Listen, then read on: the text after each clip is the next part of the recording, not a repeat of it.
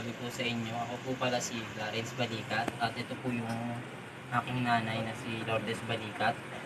Um, Bali po, nais ko po sanang i-avail yung inyong scholarship upang matulungan po ang aking pamilya at ang aking mga kapatid. Bali po, si nanay ko po ang nag-allow sa amin na makaraos sa pang-araw-araw at makatapos sa pag-aaral. Dati po siyang nangangalakal, nangangolekta ng mga basura at Nay, huwag ka magsasalita, pipi ka nga dyan eh. Kakat na lang natin yun, kakat na lang. Bali po dati po siyang nangangalak. Mais ka ka ulit. Bawal tawawadan kasi hindi mabaka. Kakat na lang natin, kakat na lang natin. Ayun po, siya. Bali po siya po yung nag-raos sa amin sa pang-araw-araw namin sa pagpasok ko po sa school. Siya po ang tumulong sa amin ng aking pong nanay.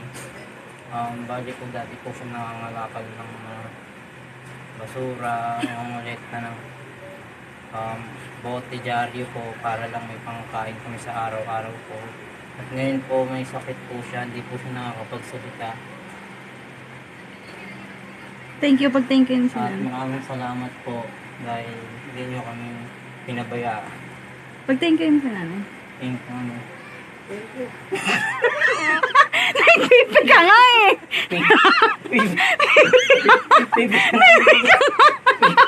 Pipi ka nga eh. Sige, nakalabit mo. Wala ko ng titi. Hindi, like, ganun lang, ganun lang. Ganun ka lang, Nay. Ganun ka lang. Okay. Okay, yung thank you na lang, Clara. Sige, sige. Ayun po, maraming salamat po. Sana matulungan niyo po kami magbigyan sana po ko ng scholarship. Thank you, Nanay. Nay, ganun ka lang. Ganun ka lang. Parang sign ng Thank you ka lang. Sag-sign ka lang ng language. Ayun, Nay. Oh, thank you ulit. So, thank you na. Ayun po, maraming salamat po. Sana po matulungan niyo kami at makapag-avail po kami ng iyong scholarship. Salamat ka, Nanay. Tingnan mo.